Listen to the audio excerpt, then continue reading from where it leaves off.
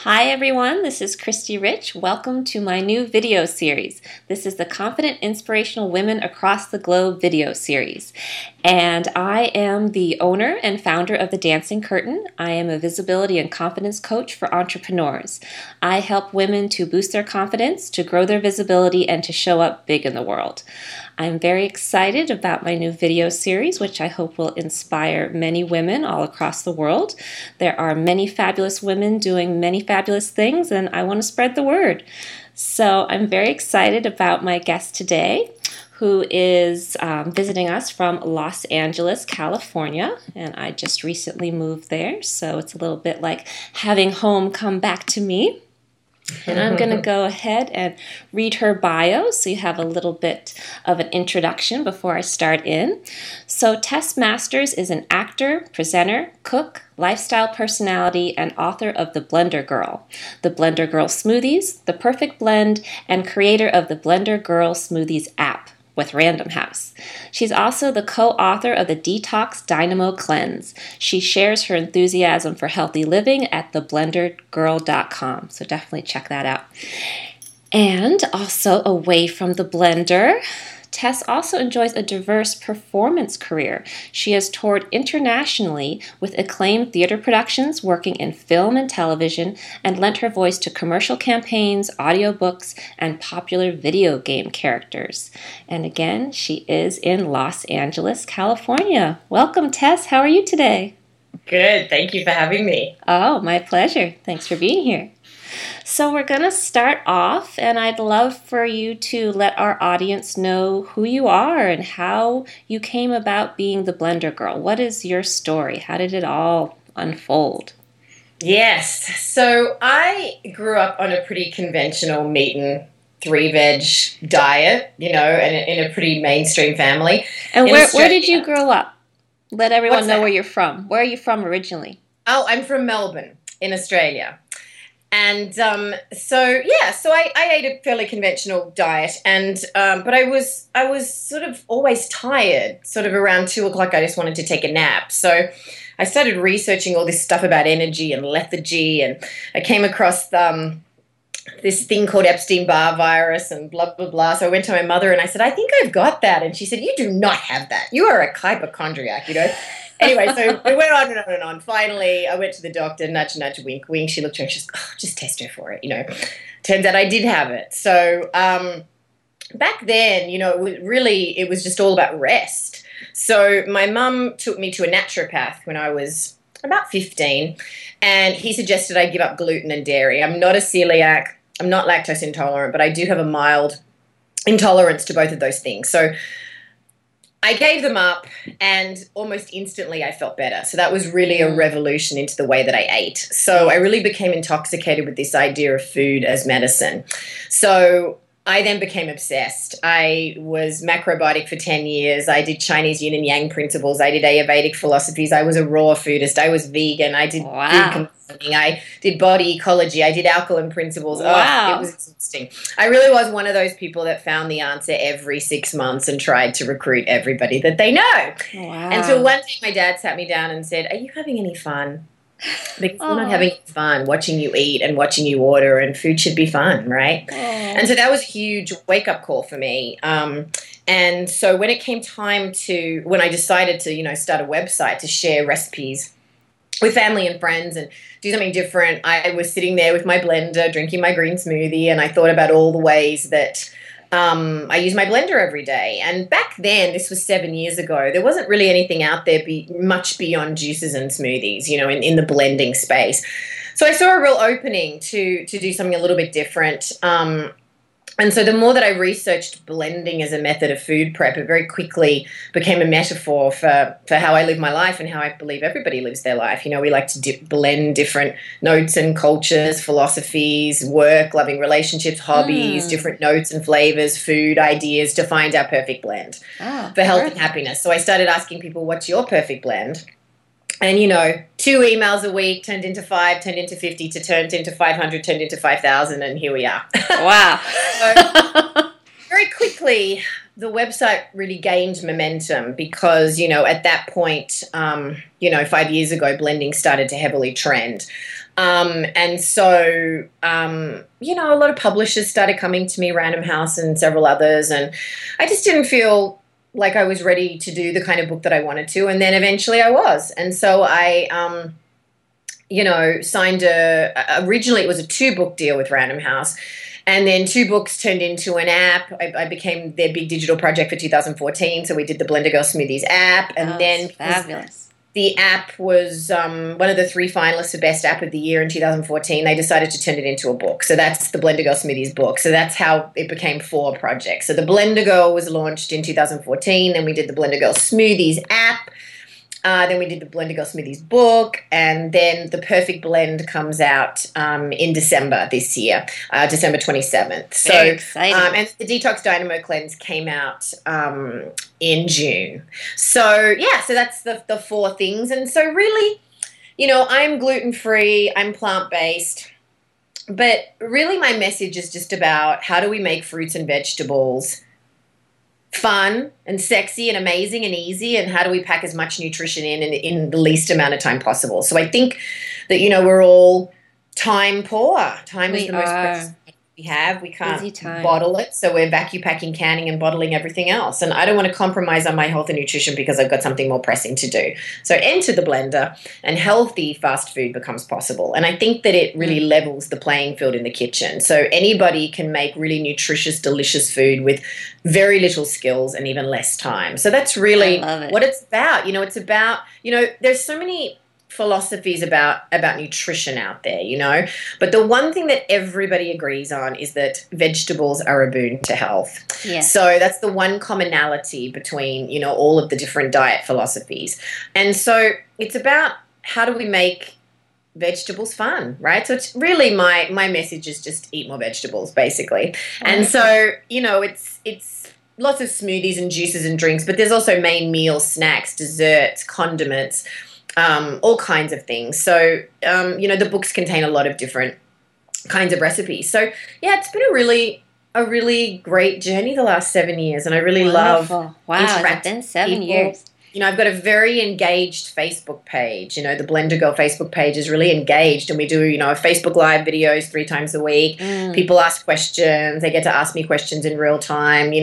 It's really nice to interact with people and hear how their blender has helped them get healthy and helped them eat better food.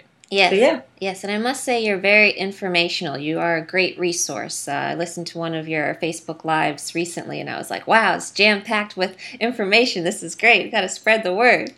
Oh, yeah, that's nice. Yeah, every once in a while I have people say, you talk too fast. I can't keep up. And I'm like, well, if I want to squeeze it all in into half an hour or an hour. It's jam-packed with great information. And I'm a big alternative health and wellness person, and I've studied for many years. So you really jam-pack it with information. I think that's very digestible for people to understand, and also really great tips and understanding. And a lot of us are looking for a resource, and a lot of times doctors aren't the resource for us to go to, so we're looking for people to really understand, explain things to us. We really need to understand. Yeah. Well, I'm not a doctor or a nutritionist. I did study nutrition. I didn't get my degree because I wanted to move on and do other things. But, what I say to people is, the average mainstream doctor, I think, gets 2 to 4 hours or a day of nutrition training. They don't really put a lot of emphasis on it. Now, obviously, yes, now the tide is turning, and there's some amazing functional, doctors who are just extraordinary and really talk about the power of foods, But what I will say to people is, I give out, a lot of tips and tricks and a lot of information, and I always say, please consult your doctor or your healthcare practitioner about it, But yeah, it is a really great, it's a great thing to share knowledge that you pick up along the way, So people find it really interesting and valuable, and it's exciting to get all that feedback. Yes, and I love how, first of all, the advice from your father, which was perfect. Are you having fun? It's not just about being healthy and doing the right thing, but are you having fun? Are you enjoying your life? And then what you spread the word too with your food. Let's make eating vegetables fun. And I think that's really important. Right now, we need joy more than ever. We need to feel good. We need to be vibrant. We need to have a social life, but we need to enjoy our lives. So thank you for continuing that message. Yeah, food is one of the great pleasures of life. It just has to be enjoyable, particularly when you're eating healthy. It has to be fun. It has to be delicious. You can't be coming from a place of deprivation and concentrating on what you can't have. It needs to be from a place of joy and abundance. Otherwise, it doesn't stick, and it's not fun, and life is short. Yeah. So, for me, it's all about, if it doesn't look gorgeous, it's not delicious, it's not fun, I don't really want to do it. So it's all about finding those healthy things, but then putting a spin on them so that they're easier and that they're more enjoyable, for sure. And I do like to break things down into really digestible chunks of information. So, the average person, and I'm an average person, can really understand and grasp these concepts and then implement them in their daily lives. Because I think it can get really over technical and very overwhelming and intimidating. And, we want this to be accessible to people so that they feel like they can do it. Wonderful. Well, perfect. So can you give us some tips, especially for those busy entrepreneurs? How can we get healthy? If we're on the go and we're very busy, can you give us some tips about how to change our unhealthy eating style to being healthy and vibrant and fun? Yeah, so I think that there's a few little things that anybody can do no matter how they eat, So obviously drinking a glass of lemon water, so squeezing half a lemon into a glass of water and having that first thing when you wake up in the morning, I think is a very, very easy thing to do. That helps us detoxify. It helps to... So it's a little confusing with lemons, right? Because lemons and limes are chemically acidic because of their high mineral content, but they become alkaline forming in the body when they're digested past the stomach. So we always want to be drinking it with a metal straw or a reusable straw because it can strip the enamel on your teeth as the acidity passes through your mouth. So I think that's a good one. That would be my top tip. Moving every day, doing some kind of movement, even if it's going for a gentle walk before work, after work, in the evening. I also think jumping on a rebounder is really fun. Speaking of just mini trampoline, there's this popular misconception that it's for geriatrics and old people or people that... Oh, really? It's actually one of the most incredible forms of exercise on the planet because it's very low impact, so it's great for people who have injuries. It's good for older people. NASA astronauts rebound, to help them with bone density, that's caused by loss of bone density that's caused by weightlessness when they go off when there's zero gravity. So that's a really great thing. And every single time you jump on it, it stimulates every cell in your body. So, you can do that in front of the television just for 5 or 15 minutes a day. That's a really good thing. I also think that making sure that you drink half your body weight in water every day. So at least 8 glasses of water. And I'm always drinking water. I've actually got one with me. Oh, good. What's in your water? I put liquid chlorophyll in my water. Oh, perfect. So I'm always drinking green water. So yes. There's a lot of different liquid chlorophylls out there. Most of them are derived from alfalfa. You never want to be touching the ones that have chlorophyllin in them because that is the copper derivative of alfalfa, and it's just of a poorer quality. So I like the World Organics Natural Mint Chlorophyll, which you can get on Amazon. I have tons of websites, and it tastes like mint tea. So a lot of liquid chlorophyll tastes like dirt when you drink it. And life's short to drink dirt. So I think that this one tastes like mint tea. So you just do 1 tablespoon in a 16-ounce glass of water. And it's really amazing. I've been recommending this. I've been doing it for decades, and I've been recommending it to people for years and years. And it's amazing. People say, oh, I've done a lot of your tips and they've all worked. So, okay, I bought it. But, oh, you're right. It's delicious. I drink it all the time. So that's a good thing. Now, it's very refreshing. It's very refreshing. I drink it too. Yeah, beyond that... But can you explain to people who breakfast every day? Oh, say again? A green smoothie for breakfast every day, I think, is very, very quick and easy. You can pack in your daily quota of fruits and vegetables for the day. It's quick and easy. You can throw it together in less than 10 minutes. You can take it on the go with you. So I do a different green smoothie every day. I rotate my greens. So obviously there's a lot of information about, out there about oxalate toxicity and the effects that leafy greens have on the digestibility and absorption and bioavailability of calcium and iron and nutrients like that. Unless you have... There's a couple of thyroid conditions, that if you have something like that, then yes, leafy greens can pose an issue. But the studies that I'm looking at and that have come out, oxalate style kidney stones are very rarely caused by excessive oxalate intake on a dietary level. So people will say steam your greens and things like that. Honest to God, it's hardly worth the funky flavor for the slight degradation in oxalate. So for me, I think a more prudent approach is to put them raw into smoothies, but to rotate your leafy greens. So you don't want to have spinach every day or kale every day, or, you want to rotate it. So one day I'm doing kale, another day I'm doing spinach, another day I'm doing, dandelion greens, beet greens, chard, collards, bok choy. There's so many other things that you can be putting in. So I will put them raw into smoothies. I'll eat them raw in salads, and I'll gently stir fry them or saute them. So you're getting them both cooked and raw. Okay, so I think that's really great. I do really believe in green juices. I don't I think very, very high sugar fruit juices, which is what tends to be out there, and high sugar fruit smoothies. Yes. I think that causes over acidity in the body. So, sugar creates acid. Right. Acid creates inflammation, and inflammation is the root of all disease. So we always want to be putting as many anti-inflammatory foods. Now, obviously, yes, inflammation is an interesting thing, right? Because inflammation is part of the body's natural immune response. We actually need, appropriate inflammatory responses, to ward off foreign threats to health, right? But when there's inappropriate and excessive inflammatory responses, that's where we get into trouble. So I think that another recommendation that I always say is to reverse the quantity of things on your plate. So typically in a Western diet, in a mainstream diet, we've got 80% protein and 20% non-starchy vegetables, or starchy vegetables as the case is mostly. I would suggest to reverse that. So be doing 80% non-starchy vegetables, leafy greens and non-starchy vegetables, and then 20% of your starchy vegetables or concentrated proteins, whatever that might be. If you're a meat eater, chicken, fish, tofu, tempeh, whatever that might be, right? Legumes, whatever. So I think that that's another big thing.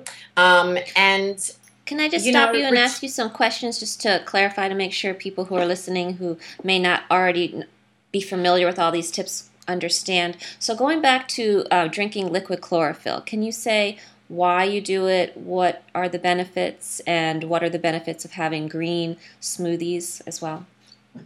Yeah, so chlorophyll is obviously what's in plants. So the molecular structure of chlorophyll is very, very similar to the hemoglobin in our blood.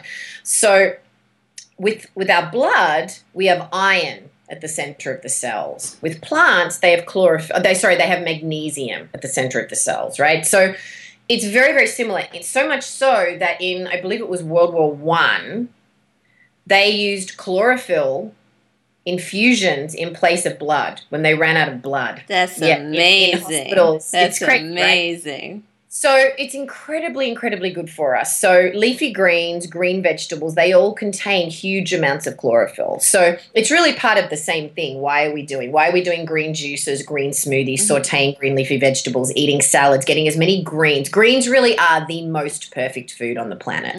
So I use liquid chlorophyll to supplement my intake of raw and cooked leafy greens and green vegetables like broccoli and things like that.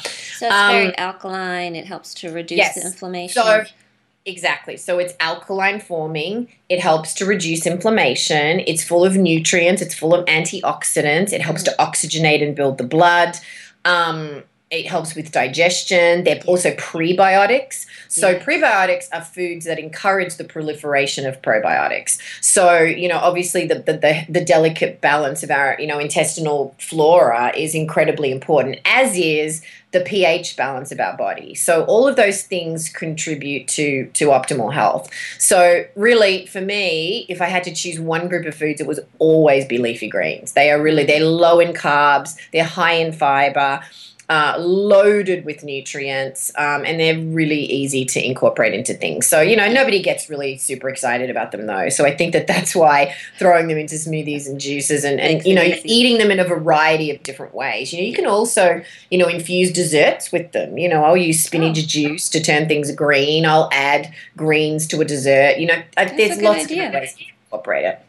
Cool. Wonderful. And quickly, can you describe the difference between juicing and smoothing? Smoothies. A lot of people are confused by that. Exactly. I get asked that question probably 100 times a day. Yeah. So the short response is juice. People always want to say, the juicing versus the blending, what is better? They're both good for health, and they both have their place in any healthy diet. So for me, I prefer to blend on a daily basis because we're retaining all of the fiber and all of the nutrients in skins, pits, and sometimes even seeds. So when we include the fiber, there's a slower, more regular assimilation of sugars. We need fiber for digestive cleansing to bulk up food in the colon and push it through the digestive and the elimination tracts.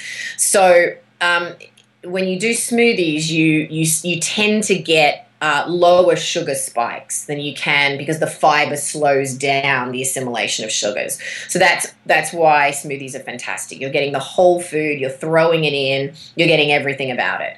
With juices, even whether you're using a masticating slow speed juicer or a centrifugal spinning juicer, there's two main, kinds of home juicers. With juicing, we're removing most of the fiber.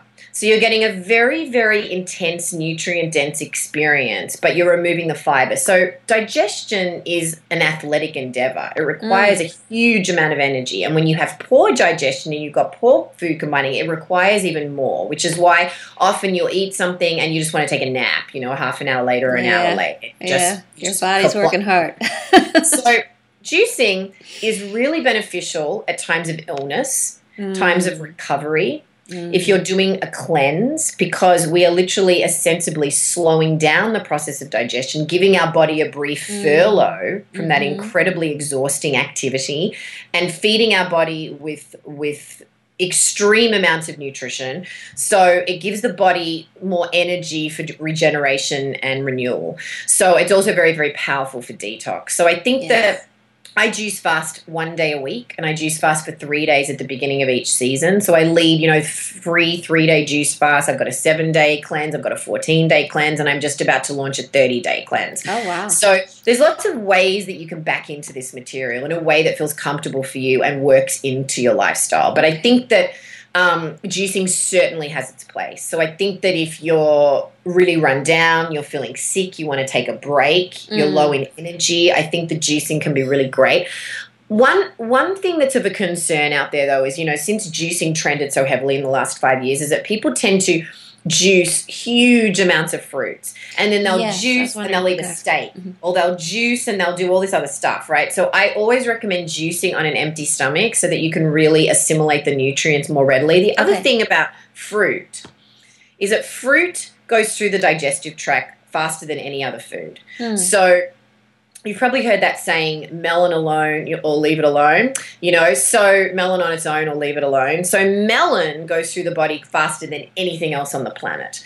So fruits typically go through the digestive system in about half an hour. Sometimes it's 40 minutes if it's a banana or something like that.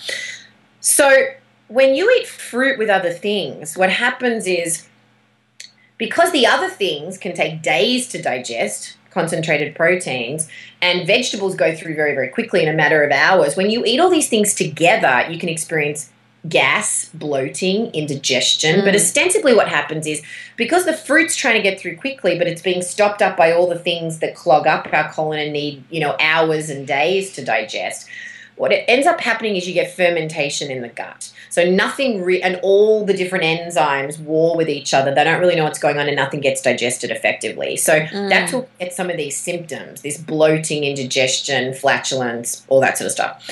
So that's why we want to eat our fruit on its own. We want to, we want to do our juicing beforehand. So, I think that's a very, very short response. I do have really detailed information about food combining in the Blender Girl cookbook, and I will do a Facebook Live about food combining because I get asked this a lot.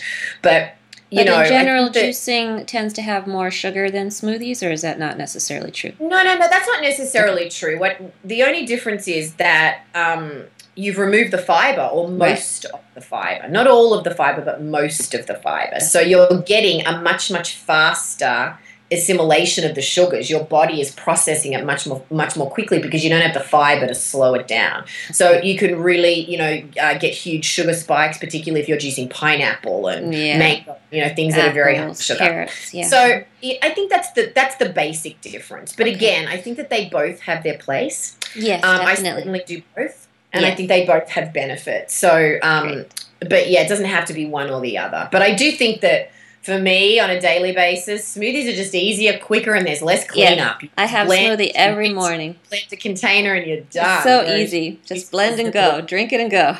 I don't have to clean up all the pulp that takes forever. Yeah, exactly. Another quick question. If we have smoothies every day, I know there's also a big trend of people using smoothies in replacement of meals to lose weight. Does that end up causing harm to the stomach? Does that make the stomach, after a while, make it harder to digest real food if you're having so many smoothies? Is there concern? Yeah, so that's an interesting question in the sense that it depends on your body, right? So, and it also depends on what kinds of smoothies you're drinking, how you're drinking them, and what the rest of your diet is like. So it's very, very common when people drink high sugar smoothies to experience intense bloating, and their stomach becomes distended.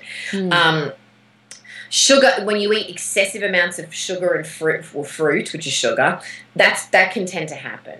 So it's that old adage of chew your liquids and drink your solids, right? So we actually want to be swishing our smoothie and drinking it slowly over the course of half an hour, not just chugging it down. Okay. So the first phase of digestion begins in the mouth. You have your salivary amylase, which breaks down the foods, and then it goes through the other phases of digestion. So we don't want to forget. It's very easy with liquid nutrition to forget about that first phase of digestion, but we really want the salivary amylase to get on that food and start to break it down. So even though it's been semi-pre-digested, not really. So it is much more gentle on the body.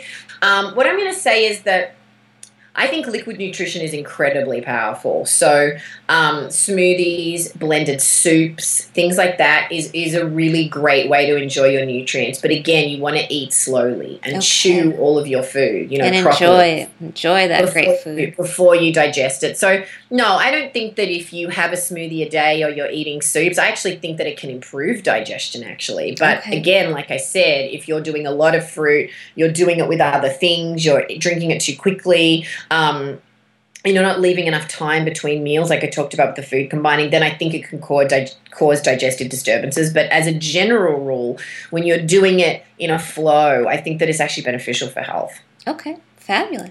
Wonderful. And is there anything you would like to promote today? I know you have your book coming out in December, or anything else you'd like people to let them know that you do. I know you're very busy. I only read a few of the things off of your bio. What would you like to let everyone else know about today? Just eat more vegetables, and if you want to, get some healthy living tips, join the Facebook page. So you can find me everywhere at The Blender Girl. So Twitter, Instagram, Facebook, Snapchat, all those different, Pinterest, but yeah, the Facebook page is really great because you can interact and learn from others. We're all learning from each other, right? So yes, my books are sold everywhere books are sold. They're available on Amazon. The new book, The Perfect Blend, comes out December 27th in America, January 3rd in Australia, and January 17th in the UK. But, these days you can order it online and get it shipped anywhere regardless. But yeah. So pre-order, and I will say keep your receipt, because we are just going to be having the most enormous pre-order giveaway campaign where people are literally going to win tens of thousands of dollars in prizes. It's really great. Huge blenders and a year's supply of different foods to make the perfect blend a reality in your lifestyle. So it's really exciting. So definitely, if you pre-order, save your receipt so that you can forward that to the email address so you can be entered for that, because that's going to be exciting. Okay, fabulous. So they can find you on Facebook. They can find you on your website, theblendergirl.com. They can find you on Twitter. And are you on Instagram too? Yes, and I answer every comment, every tweet, everything. So if you can also contact me through the contact form on my website if you have questions. But yeah, it's nice. And Email great me. Facebook I hear Live. from you. Wonderful, wonderful. Well, engage with Tess, everyone. She's fabulous. She is a resource. As you can see, I have so many more questions, but of course we're out of time, so definitely take a look into the Blender Girl. And again, I am Christy Rich. I'm with The Dancing Curtain. You can find me at www.thedancingcurtain.com. I also have a new inspirational blog that I've just launched, The Dancing Hummingbird. Very similar to Tess, it's all about living a healthy, joyful life. So enjoy yourself, enjoy the journey, try to make each day fun, adventure, and joyful. And you can find me on Facebook at The Dancing Curtain. You can find me at Twitter at Dancing Curtain. And take a look at my blog, The Dancing Hummingbird. So thank you so much again, Tess, for being here today and encouraging us to be healthy and having fun with our lives and to be like all the superheroes you have in the background, to be vibrant and healthy and powerful. It's fabulous. So thanks again for being on the show, and thank you everyone for joining us today. And if you are interested in watching more of the series, I will be interviewing many more women on the Confident Inspirational Women Across the Globe video series. So check us out on YouTube. Thanks for joining in. Have a great day. Bye-bye.